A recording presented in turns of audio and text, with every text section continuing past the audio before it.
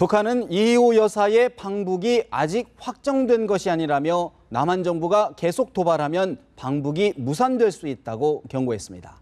북한의 이 같은 말바꾸기가 어떤 정치적 의도를 갖고 있는 건지 참으로 의문이 아닐 수 없는데요. 전옥현 전 국정원 제1차장 모시고 자세히 짚어봅니다.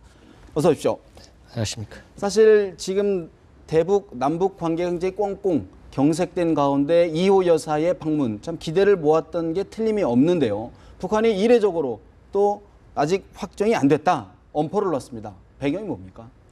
제가 보기에는 이제 김정은 입장에서는 이호 여사가 방북하는 문제를 계기로 해서 이 남북 관계의 흐름을 자기가 주도하는 것처럼 이렇게 판세를 바꾸고 싶은데 그러려면 이 이호 여사의 방북 문제가 굉장히 떠야 되거든요. 네. 언론에서도 상당한 기대를 갖고 이게 논평도 나오고 그래야 되는데 그런 긍정적인 그런 논평과 기대보다는 비판적인 기사가 우리 언론에서 많이 나오고 있다. 네. 그러니까 이번에도 핑계도 정부를 욕하기 앞서서 언론을 먼저 욕했어요. 그렇기 때문에 일종의 북한의 상투적인 우리 남한 언론 길들이기라고 그러죠. 통상 이 언론 좀 길들여야 되겠다. 언론이 협조하지 않고서는 이호 여사를 통해서 얻고자 하는 것을 하나도 얻기가 어렵겠구나. 이래서 김정은이는 지금 느닷없이 이거 방북 성사된 거 아닌데 한국 언론 제대로 해. 그리고 정부도 언론 제대로 손 놔두면 우리가 안 받을 거야. 이렇게 엄포, 일종의 이제 압박을 지금 하고 있는 것이죠. 예. 여러 가지 보도가 있지 않았습니까? 뭐 새로 건설된 공항을 뭐 추적하기 위해다 뭐 등등 있었는데 어떤 부분들이 좀 가장 자극했을 거라고 보세요? 제가 보기에 이제 이 순환비행장이라든가 이제 8.15 행사 이런 데에 써먹으려고 그런다. 이게 이제 우리 국내 언론에서 그걸 얘기했는데 실제로 그걸 딱 받아가지고 우리 이 언론을 비난했어요. 이게 무슨 이게 짓거리냐 이런 식으로. 바로 뭐냐, 이 순환비행장 하면 김정은이 최대의 지적 사업을 해가지고 마식령 스킨장, 문수 물놀이 공장 이런 것처럼 하나의 김정은 체제의 상식물로 선전하고 싶은데 이걸 우리 한국 언론이 바로 맞받아치니까 이거 최고 조롱 거드리는 거 아니겠습니까? 속내를 봤다. 그렇죠. 자기 속이 다 보여진 거지 우리 언론한테. 그러니까 이제 그 김정은이를 둘러싸고 있는 측근, 충성, 강경파들이 야 이러고 있다 가만히 있다가는 우리도 현영철이 같이 다치는 거 아니냐, 처형되는 거 아니냐. 충성파 강경파들이 우익의식을 느꼈다. 그래서 김정은 동지 우리가 이렇게 남한 언론을 손 좀 보겠습니다. 이렇게 해갖고 지금 갑자기 이런 카드를 들고 나왔다. 저는 그렇게 봅니다. 그렇다고 그러면 사실 그런 배경을 떠나서 실제 방북을 지금 추진 중인 우리 남한 김대중 평화센터 측은 참 입장이 곤혹스러울 것 같아요. 여러 가지 거의 성사되는 듯한 분위기에서 그리고 또 언론에 대해서 협조를 좀 구했는데 보시기에 어떻습니까? 성사 가능성. 제가 보기에는 이제 현 단계에서는 왜냐하면 김정은 체제의 기본적인 특성이 특히 남북 관계에서 예측 불가능성이 가장 큰 특징이에요. 예컨대 지금 현재 언론 길들이기 이렇게 딱 나왔거든요. 근데 지금 방북을 하려면 8월 5일이기 때문에 지금 거의 20일이 남아 있습니다.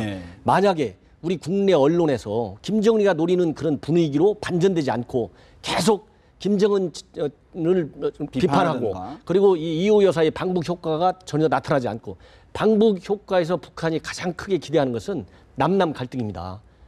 왜냐하면 이호 여사의 상징은 어쨌든지 간에 장단점을 막론하고 햇볕청정의 가장 상징적인 인물이거든요. 햇볕청정이 뭡니까? 대북 교류 지원 접촉을 강화하자는 거예요. 이 분위기를 떼어가지고 현재 보수 정권의 대북 정책을 무너뜨려야 되는데 이게 안 나오고 있어요. 대립각이 안 선다. 남남 갈등이 하나도 안 일어나고 있는 겁니다. 그렇기 때문에 남남 갈등이 끝까지 안 일어나고 김정은이의 방북 초청 의사가 무시당한다. 그러면은 아니 얼마 전에 반기문 총장 우리 국내에서 말은 가지고 바로 하루 전날 그렇습니다. 바로 그냥 무산시키지 않습니까? 또 미국의 그 인권 특사 가는 것도 바로 하루 전날 무산시키거든요. 이게 김정은의 가장 큰 나쁜 특성이다. 그렇기 때문에 국내의 분위기가 자기네가 유리하는 남남 갈등의 효과를 누리기에 안 맞다. 도저히 안 된다. 그리고 체제 결속력을 높이는데도 전혀 소용이 없다. 또 국제사회의 김정은이가 남북관계의 강한 개선, 이거를 통한 리더십 이런 거를 선전하는데 도움이 안 된다. 그러면 제가 보기에는 무산시킬 가능성도 배제할 수 없다. 그만큼 김정은이 예측 가능성이 어렵다. 김정은이가 제대로 이렇게 이제 엉뚱한 그 비판을 하지 않고 제대로 상황 관리를 하면서 남북 관계를 개선을 시키고 싶은 좋은 호재로 이용하겠다. 이런 의지를 표명한다면 반드시 초대를 해서 정중하게 대우를 해야죠. 예. 아니면 본인이 초청한 거 아니겠습니까? 그죠. 친서를 보내고. 친서까지 보내고 네. 또 항공기까지 보내주겠다는 거 아니겠습니까? 그럼에도 불구하고 이렇게 딱 걸고 넘어간 것은 상황을 봐가면서 유동적으로 좋게 얘기하면 유연성을 갖고 하는 건데 유연성이 아니라 예측 불가능성을 계속 고조시켜갖고 우리 남한 당국과 남한 언론의 불안 심리를 네. 그리고 관심을 촉발시키겠다. 이런 잘못된 생각을 하고 있기 때문에 실질적으로 최종적으로 방북을 할 것이냐 안 할 것이는 마지막 순간까지 계속 흔들 것이다. 저는 그렇게 봅니다. 예. 사실 닷새 전에 동해 울릉도 인근으로 어선이 떠내려왔는데 그중에 3명은 귀순 의사를 밝혔고 2명은 돌아가겠다 했는데 북한에서는 5명 저는 다 돌려 송환해라. 예. 어떻게 작용할까요? 이 사안. 이런 일이 있으면 이제 김정은이든 뭐 김정일이든 김일성이든 항상 다 보내라고 그럽니다. 그게 북한의 기본 원칙이에요. 그리고 우리가 기순 의사를 확실하게 확인을 여러 방법으로 해서 확인시켜주고 통보를 해주는데도 그걸 안 믿습니다. 그 얘기는 바로 뭐냐. 특히 이렇게 남북 관계가 경색돼 있을 적에는 이걸 대결 국면을 언제라도 남북 간의 대결 국면을 더 긴장시키는 그런 소재로 활용하기 위해서 이렇게 다 보내라 이렇게 예. 하는 것이고 우리는 기본적으로 인도주의 원칙 그리고 국제의 관례, 남북 간의 관례에 비추어서 자유의사를 존중해야 되는 거 아니겠습니까? 그렇기 때문에 귀순의사를 밝힌 인물에 대해서는 어떠한 경우에도 돌려보내지 않고 귀순을 허용합니다. 예, 그렇기 때문에 김정은이는 그러고 이렇게 과거에도 나와도 결국은 2명, 지금 현재는 2명이지 않습니까? 가겠다 온 사람들 2명만 받아가요. 네. 만약에 2명을 안 받아가면 김정은이가 어떤 문제가 있느냐? 지금은 옛날하고 달라가지고 김정은이의 인권 그런 유린 이게 국제적으로 엄청난 비판이 이슈가 되어 되죠. 있죠. 아니 북한으로 가겠다는 선까지 김정은이가 만약 핑계대고 안 데리고 간다. 이게 바로 그러면 인권 탄압의 또 다른 실상이다. 억지 주장을 하기 때문에 그래서 이렇게 북한이 들고 나오는 것은 상투적인 것이고 또 더 이상 남북 관계를 악화시킬 수 있는 어떤 북한의 추가적인 대응 조치가 사실상 없습니다. 그렇기 때문에 말로 뭐 단호한 대응 조치를 취하겠다, 용납하지 않겠다 이렇게 나오는 것은 더 이상 속주무책이라는 걸 자기네도 알기 때문에 계속 말폭탄을 던지는 것이다. 저는 그렇게 생각합니다. 결국은 어떤 정부의 조치를 받아들일 수밖에 없을 것이다라고 보시는데요. 예. 또 하나 저희들이 지금 이호 여사의 방북에 관심을 갖고 있는 부분 중에 가장 큰 게 김정은 제1위원장과의 만남이 성사될 것이냐 그 예. 부분이 사실 좀 주목되는 거 아니겠습니까? 그렇습니다. 왜냐하면 이제 김정은이가 정말 친서 초청도 하고 작년서부터 계속 오시라고 편리하실 때 오시라고 했지 않습니까? 근데 저는 방북 시기서부터 잘못됐다. 왜냐? 편리할 때 오시고 싶을 때 오시라고 해놓고 김대중 센터 측에서는 5월, 6월, 7월에 가겠다 했는데 계속 말도 안 되는 핑계 대가지고 8월 달에 오라는 거예요. 그러면 과연 김정은이가 정말로 이호 여사를 자기가 모시고 싶어서 이렇게 방북 초청을 했느냐?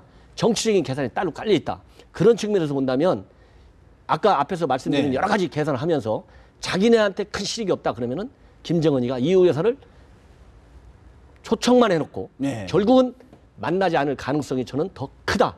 왜냐하면 그만큼 김정은이가 이호 여사 건이 됐든 예. 다른 이유가 됐든 남북관계를 지금은 남북관계 개선을 통해서 체제의 어떤 정통성과 체제를 유지하는 그리고 남북의 평화와 이 남북 간의 이 안정 이런 거를 가져다 주는데 정책의 목표가 있는 게 아니고 현재 김정은이가 급한 것은 김정은 체제의 안정, 김정은 체제의 정통성을 북한 주민으로부터 얻어내는데 더 급하다. 정책 우선순위가. 그렇기 때문에 그러려면 남북 관계의 대화를 통해서 이렇게 선순환적인 구조로 만들기보다는 예. 남북을 대결 국물로 나가지고 김정은이가 뭔가 대단한 이런 돌파력을 가지고 있는 것처럼 주민들한테 선전하는 게 더 효과적이다. 그렇기 때문에 이번에도 이 이호 여사가 갔을 때 그런 의지가 없기 때문에 네. 이호 여사를 직접 만나서 정말 제대로 된 남북 관계의 개선 또 햇볕 정책의 어떤 공과에 대해서 얘기하는 그럼으로써 이 한반도에서의 어떤 먼 장래의 통일 문제까지도 내다볼 수 있는 이런 그 준비는 전혀 안 돼 있다. 저는 그렇게 봅니다. 그렇다 그러면 우리 전 차장님께서는 사실 방북 가능성이 좀 낮은 것 아니냐는 쪽으로 좀 생각이 좀 되시는 것 같은데 그럴 경우에는 북한이 결국은 남한 쪽에 책임을 묻지 않겠습니까? 뭐 남한의 뭐 이런저런 것 때문에 못했다라고 할 텐데 그렇다 그러면 지금 남북 간의 경색 국면이 더 꽁꽁 얼어붙을 것 같은데요. 그런데 사실 이제 논리적인 기결에 의하면 지금 앵커분께서 말씀하신 대로 좋아질 가능성이 없고 오히려 더 얼어붙을 수 있다. 근데 지금같이 이렇게 오랫동안 완전하게 꽁꽁 얼어붙은 적도 많잖아요. 그렇기 때문에 이 김정은이가 이호 여사를 만나든 안 만나든 그리고 만난다 하더라도 어떤 체제 선전 효과만을 노리기 때문에 사실상의 남북 관계에 큰 영향은 없다. 그리고 이번에 이 여사가 가시는 목적도 인도주의적인 목적이 강하지 않습니까? 네. 그리고 선물도 또 시기적으로 맞지가 않아요. 원래부터 이 여사는 겨울용 어린이들이 북한에서 너무 춥고 떠오르니까 이게 모자나 장갑 이런 걸 가지고 가시려 했거든요. 이번에도 지금 언론에 보면 그걸 가지고 간다는 겁니다. 네. 이렇게 가지고 가는데 그러려면은 시기에 맞게 우리 김대중 평화센터 측에서도 선물을 이 여름이라는 이런 계절에 맞는 선물을 추가적으로 준비하는 게 맞고 김정은이도 말하자면은 본래 잘못 시기 설정을 해줬다. 예. 그렇기 때문에 본래부터 이 성격 그리고 남북 관계 개선에 크게 기여를 하려면 김정은이가 좋은 생각도 갖는 것도 중요하지만 우리 정부도 뭔가 메시지를 줄 필요가 있지 않나 이런 생각을 할 수가 있어요. 예. 상념적으로. 그러나 현재의 남북 관계의 특성을 보면 우리 정부가 메시지를 보낼 수가 없습니다. 절대적으로. 왜냐하면 현재의 남북 관계가 너무나 경색되어 있기 때문에 이호 여사라는 그 큰 인물을 통해서 메시지를 준들 우리 정부의 진정한 의지가 김정은이한테 제대로 전달이 안 되고 거꾸로 왜곡 선전될 소재로 활용할 가능성이 굉장히 농후합니다. 그래서 우리 정부도 또 메시지를 줄 수가 없어요. 그렇기 때문에 이호 여사의 방북이 설령 이루어진다 하더라도 남북 관계의 큰 틀과 어떤 디테일한 측면에서 거의 효과를 기대하기는 어렵다. 저는 그렇게 봅니다. 우리 남한에서 북한에 대북 어떤 메시지를 주는데 그것이 악용, 왜곡된다는 건 어떤 의미입니까? 예를 들어서 예. 지금 예를 들어서 우리가 한반도 신뢰 프로세스가 대북 정책의 기본 원칙이 아니겠습니까? 예. 예, 한반도 신뢰 프로세스가 전혀 먹히지 않지 않습니까? 그리고 우리가 통일 대박론. 지금 현재 현 정부의 가장 큰 특징은 남북 관계에서 통일 대박론입니다. 예를 들어서 DJ 때는 햇볕이었거든요. 지금 예. 통일 대박인데 이 통일 대박은 남북 공존 체제하에서 장기적으로 통일할 수 있는 분위기를 끌어나가자. 만들어가자. 네. 그래서 쉬운 데서부터 시작해서 신뢰의 씨를 뿌려가지고 거둬들이자 이런 취지인데 김정은이는 통일 대박론도 아니다. 이거 우리 흡수 통일하고 먹으려는구나. 이렇게 생각을 하고 있거든요. 예. 그렇기 때문에 우리가 어떤 성격의 메시지를 보내든 그와 관계없이 이게 통일 대박의 큰 뜻에 숨어 있는 흡수 통일의 연장선상에 있는 책략이다. 김정은 이렇게 해석할 가능성이 있기 때문에 예. 이거를 왜곡 선전한다 이거죠. 이거 봐라. 남한 정부가 이호 여사의 인도적 성격의 방문에도 불구하고 자기네를 흡수 통일을 하고 이런 메시지를 들고 왔다. 또 이렇게 어거지 주장을 하게 돼 있어요. 네. 그렇기 때문에 그냥 이호 여사가 생각하는 인도적 성격에 맞게 다녀오시도록 정부에서는 어떤 측면 지원만 하는 것이 맞지 메시지를 줄 수도 없고 또 준들 어떤 효과를 기대하기가 어렵다. 저는 부정적으로 봅니다. 현 상황에서는 지나친 기대는 금물이다. 그런 제가 보기에는 말씀이시네요. 그렇습니다. 지금까지 김정은 체제의 특성 그리고 김정은의 사고를 볼 때 그렇게 해석하는 것이 맞고 관련 대책을 준비해서 방북을 추진하는 것이 맞다. 저는 그렇게 생각합니다. 또 하나 좀 짚어볼 게 어제가 바로 김일성 주석의 사망 21주기였습니다. 이게 뭐 꺾어지는 해가 아니다 보니까 아마 좀 행사를 좀 조촐하게 했던 것 같은데 눈에 띄는 게 두 가지가 있는 것 같습니다. 하나는 김일성 동상, 김정일 동상을 컬러로 교체했다는 것. 예. 그리고 또 하나는 배지를 차지 않았다는 것. 두 가지가 굉장히 좀 주목을 받았는데 어떤 의미로 해석해야 됩니까? 제가 이제 무슨 배지 달지 않은 것은요 두 가지 네. 측면에서 볼 수 있습니다. 왜냐하면 3대 세습체는 자기 아버지, 할아버지거든요. 이게 부모에 대한 사적으로 보면 부모에 대한 공경심이 결여되어 있다. 결여돼 있다. 네, 이게 우리 윤리에 맞지 않은 몰상식한 지도자인 거죠. 첫째로. 그다음에 북한의 정치 체적의 속성으로 보면 조금 예양이 부족하다. 정치적인 예양이 부족하다. 자신에 대한 그 지나치게 자기 자신을 과신하고 있다. 자만. 네. 자만에 빠져 있어갖고 홀로서기를 한다. 그럼 왜 홀로서기를 하느냐? 그만큼 통치 철학도 없고 통치 리더십이 부족하다. 그리고 이렇게 홀로서려고 하는 것은 지금 김정은이가 한 것은 공포 정치밖에 없지 않습니까? 네. 공포 정치의 효과에 대해서 굉장히 과신하고 있다.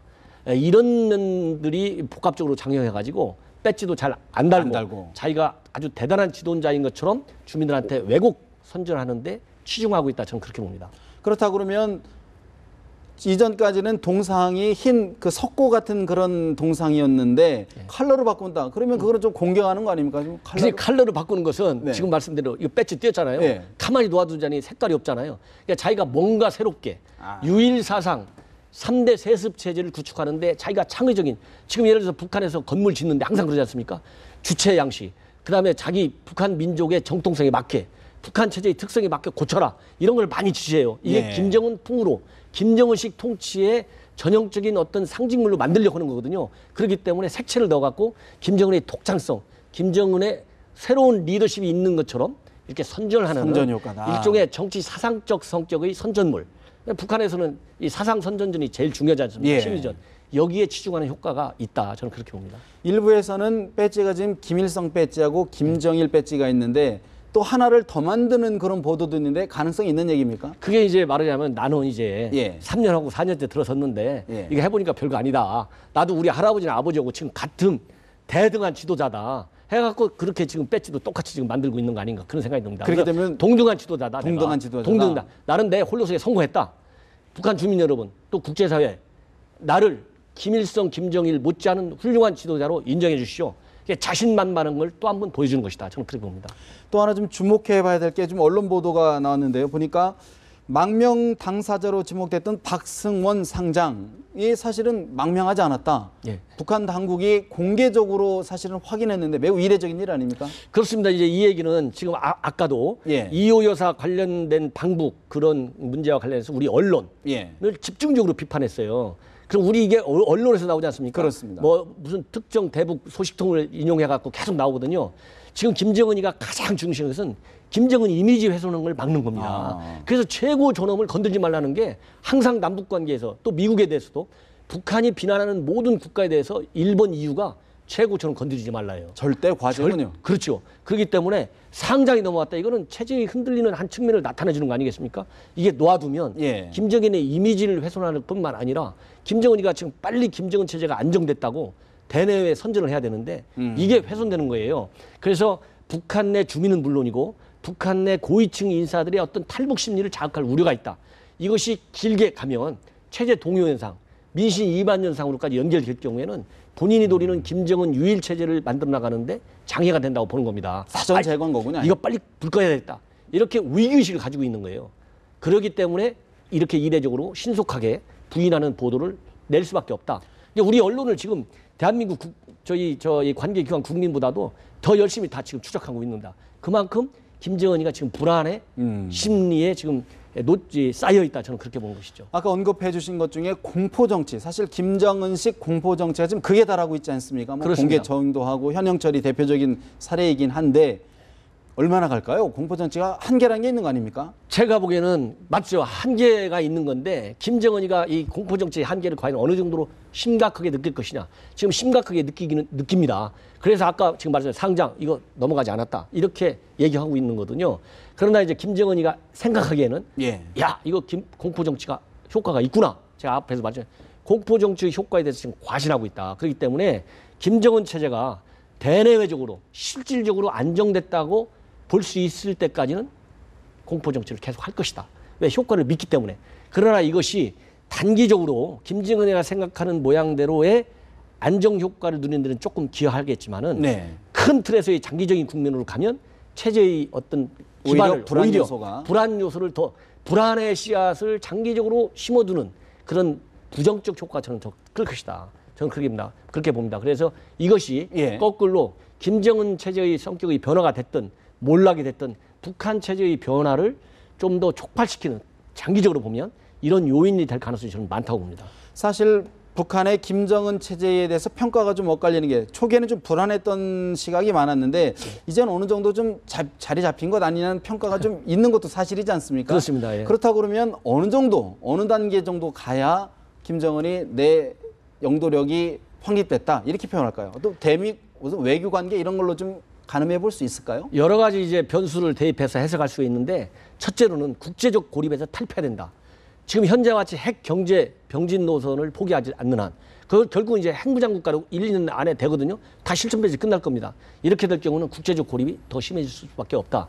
그래서 이런 핵을 포기하지 않기 때문에 굉장히 어렵고 예. 체제의 안정 기반을 구축하기가 굉장히 어렵다. 이게 첫 번째고 두 번째로는 핵 경제 병진노를 하고 있는데 그러면 경제가 살아나야 되잖아요. 네. 수치상으로는 1% 안쪽에서 성장을 하고 있습니다. 이거는 과거보다는 좀 나은 거예요.